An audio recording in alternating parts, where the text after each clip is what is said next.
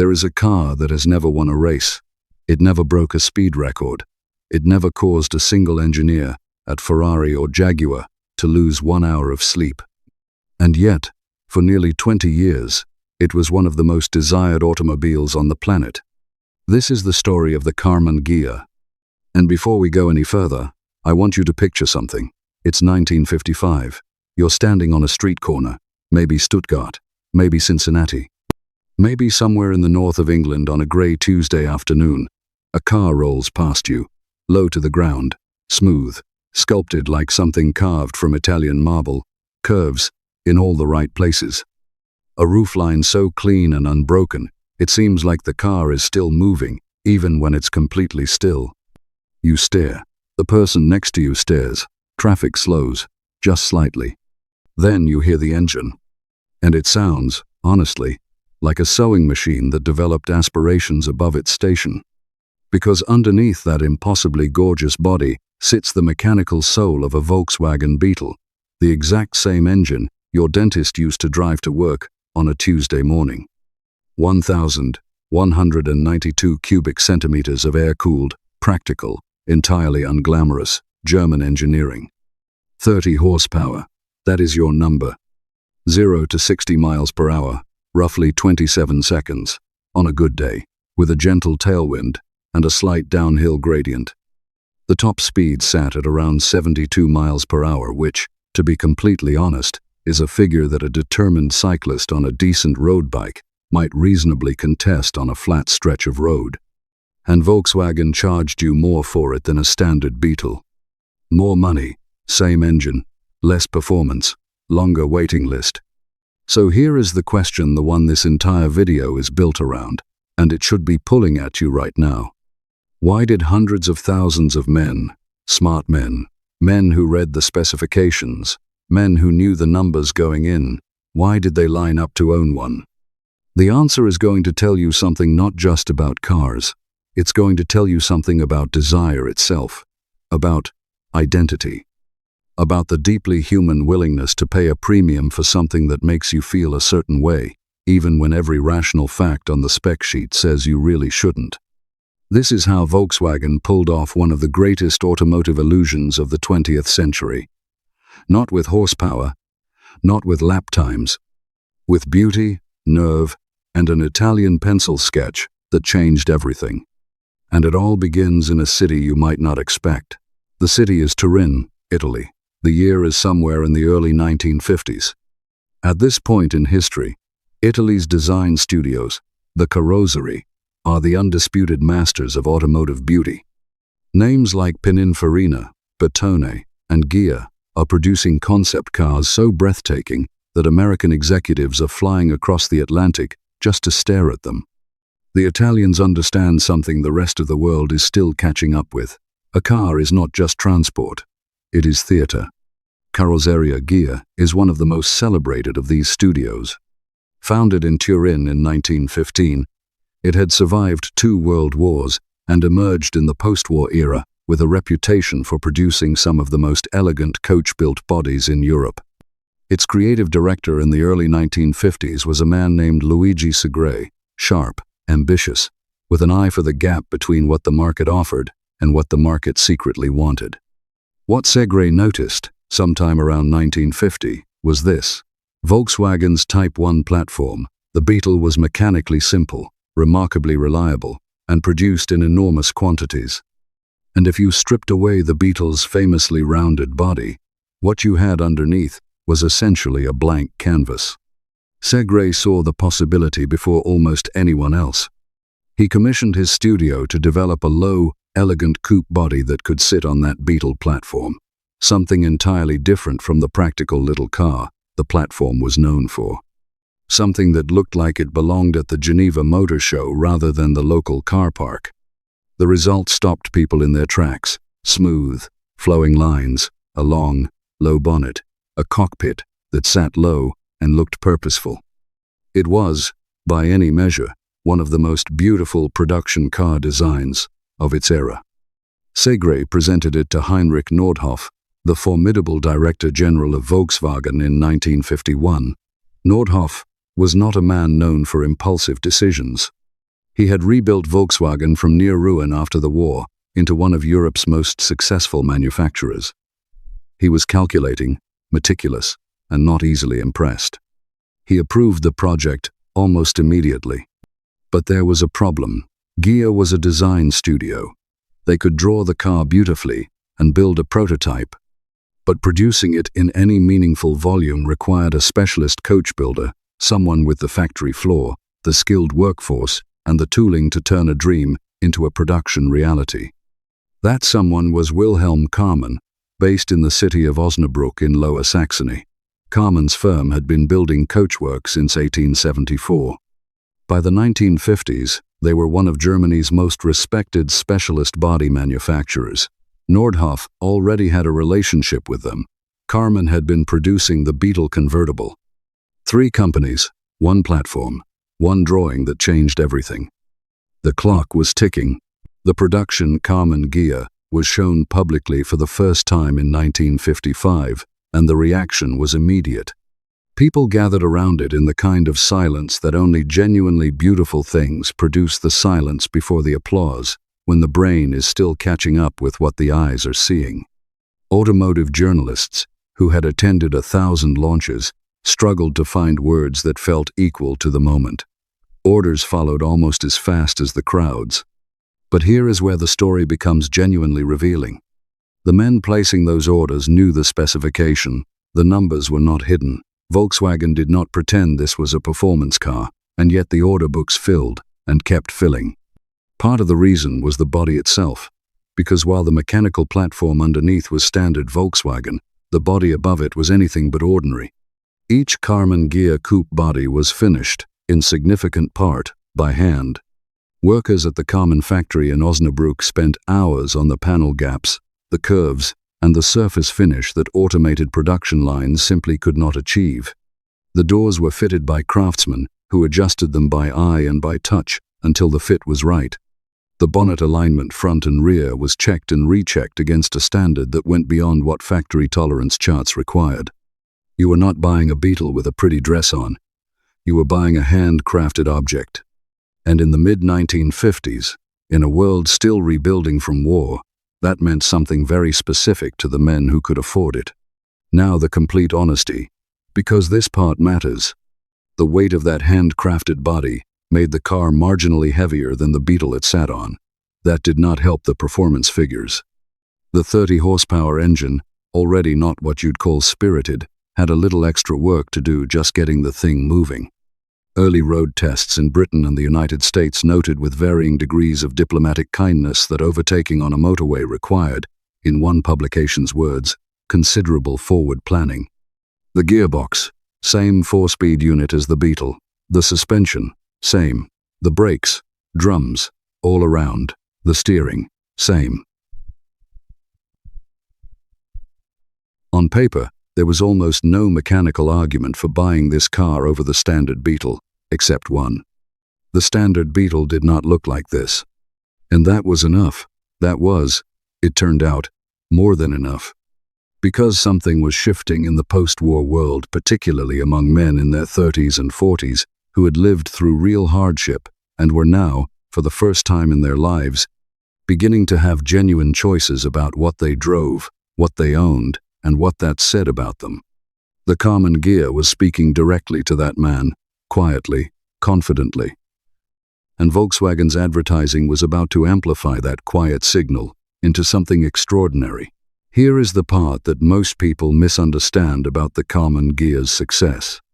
They assume it was accidental, that Volkswagen got lucky that the car happened to look beautiful, happened to land at the right cultural moment, and the market happened to respond.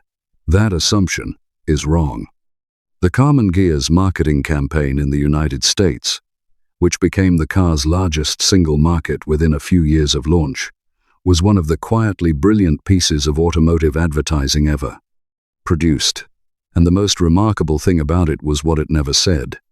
Volkswagen's American advertising agency, Doyle Dane Bernbach, had already made history with their work on the Beetle. That campaign is still studied in marketing schools today. When they turned their attention to the Karmann Ghia, they made a decision that was, at the time, genuinely unusual. They never called it a sports car. Not once. Not in a single official piece of advertising copy. Instead, they let the image do the work. The car was photographed beside Mediterranean coastlines, against European architecture that Americans, in the 1960s, associated with culture and sophistication, parked in locations where, you assumed, interesting people went to have interesting conversations. One campaign leaned into the car's honest limitations rather than hiding them. They acknowledged it wasn't the fastest thing on the road, and somehow, that honesty made it more appealing, not less. It was a masterclass in the difference between what a product is and what a product means. If you bought the Karmann Ghia, you were not making a statement about your lap times. You were making a statement about your taste, about the kind of man you were, or the kind of man you chose to be seen as. That was, in 1960, a radical proposition in automotive advertising. The muscle car era was just beginning. Detroit was spending enormous money, telling American men that raw power was the only measure of an automobile. Volkswagen, with a 30-horsepower Beetle engine and an Italian body, quietly suggested that perhaps power wasn't the point. A significant number of men agreed. Before we go further, if you're finding this as interesting as I think you are, do something for me right now. Subscribe to this channel. Hit that button. We cover stories like this one regularly, the real history behind things you thought you already knew. Drop a comment below. Do you remember the first time you saw a Karmann Ghia on the road? What did it look like to you then? Like the video, if it's earning your time. And if you've got a friend who loves cars and history, share this with him. He will thank you. Now, back to the story. Because in 1961, Volkswagen made a move that took the whole situation to another level entirely. They introduced a second Karmann Ghia, larger, sharper, even more expensive, and even slower. The Type 34 Ghia arrived in 1961, and it was something to behold. If the original Karmann Ghia, known as the Type 14, was beautiful, the Type 34 was in another category entirely. Larger proportions, cleaner, crisper lines. A design that automotive historians still point to as one of the most elegant European cars of its decade. It was sold primarily in Europe, in considerably smaller numbers than the Type 14, which made it rarer and, given everything we now understand about this story, inevitably more desirable. The Type 34 used a larger engine, beginning with 1,500 cubic centimeters, and later growing to 1,600, producing somewhere between 53 and 66 horsepower, depending on year and specification. A meaningful improvement over the original 30 horsepower, still not a performance car, but no longer quite the same gently humorous gap between appearance and ability. It was discontinued in 1969, after just 8 years in production. Today, surviving examples occupy their own elevated tier in the collector market, precisely because of that rarity. But here is what I want you to understand about both versions of this car.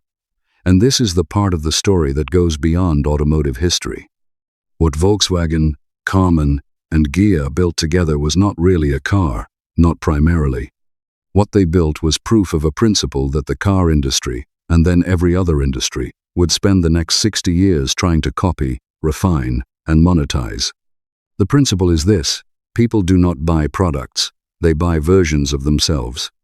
When a man in 1963 walked into a Volkswagen dealership and ordered a Karmann Ghia, knowing precisely that it had 30 horsepower and a top speed, a bicycle might argue with, he was not being foolish. He was not being deceived. He was making a completely coherent decision that had nothing to do with the spec sheet and everything to do with who he was choosing to become. He was saying, I value design, I value craft, I value something that cannot be measured on a brochure. I am the kind of man who chooses a thing for reasons that are entirely his own, and I will own that choice without apology. That is not a lie. That is arguably a more honest kind of purchase than most. And the fact that Volkswagen made this possible, that Ghia designed it, and Karmann built it by hand in Osnabrück, created something the industry had not quite seen before. A car that sold a feeling, delivered that feeling completely. and never once failed to keep its actual promise. The car was marketed as elegance. It delivered elegance, without compromise. That is not a lie. That is a very particular kind of truth. But all truths, eventually, meet their limits. And by the early 1970s, the Karmann Ghia was about to meet its. By 1973, the world had changed in ways that no one at Volkswagen, Karmann, or Ghia had fully anticipated. The oil crisis hit the global car market like a freight train. Fuel costs spiked almost overnight. Consumer priorities shifted sharply. And the Beetle platform, already showing its age after nearly 3 decades, was beginning to look like a relic in a market that was demanding modern, fuel-efficient, front-wheel drive cars with water-cooled engines and contemporary safety standards. Volkswagen's answer was the Golf, launched in 1974, front-wheel drive, water-cooled, modern suspension geometry, a genuine engineering leap forward. There was no version of the Karmann Ghia that could survive that transition. The Beetle underpinnings were not just the car's engineering foundation, they were baked into its proportions, its dimensions, the entire visual logic of the design. Remove them, and you had a completely different car. You had something that was no longer the Karmann Ghia. It had no soul left to sell. Production ended in July of 1974. Over the 19-year production run, approximately 445,000 Type 14 coupes had been built, around 80,000 convertibles, and somewhere in the region of 12,000 Type 34 Ghias. For a handcrafted specialist car, these are extraordinary numbers. And today, a clean, honest Type 14 coupe, properly restored, correct mechanicals, good panel gaps, will sell for somewhere between $20,000 and $40,000 in the current collector market. Exceptional examples and high-quality restorations go higher. Convertibles attract a premium on top of that. The Type 34, given its rarity and design prestige, commands its own elevated tier entirely. The men who bought Karmann Ghias new in the 1960s, drove them through the early 70s, and then sold them, stored them, or let the years take them. Many of those men, if you ask them today, will tell you the same thing. They wish they had kept it. Not because of what it would be worth now, because of how it made them feel then. And that is the real lesson of the Karmann Ghia, the one that reaches well beyond cars and coach builders and post-war advertising campaigns. There are things in life the spec sheet cannot capture. Things that deliver their value in a currency that doesn't show up in a performance table or a resale estimate. Beauty is one of them. Craftsmanship is another. The quiet confidence of choosing something for reasons that are entirely your own and refusing to explain yourself. The Karmann Ghia was called a lie because it looked like a sports car and drove like a Beetle, but the men who loved it were never confused about what they were buying. They chose it anyway, with full information. Open eyes. That is not being fooled. That is knowing exactly what you value. If this video gave you something, a memory, a new perspective, a thought worth keeping, I'll ask just one thing. Subscribe to this channel, hit the button, and stay with us. We have more stories like this one coming, and you don't want to miss them. Leave a comment below, tell me what the Karmann Ghia means to you, or tell me the first car you ever loved and why. Like the video if it earned it. And if you've got a friend who understands that the finest things in life are rarely the fastest, share this with him. He'll know exactly what you mean.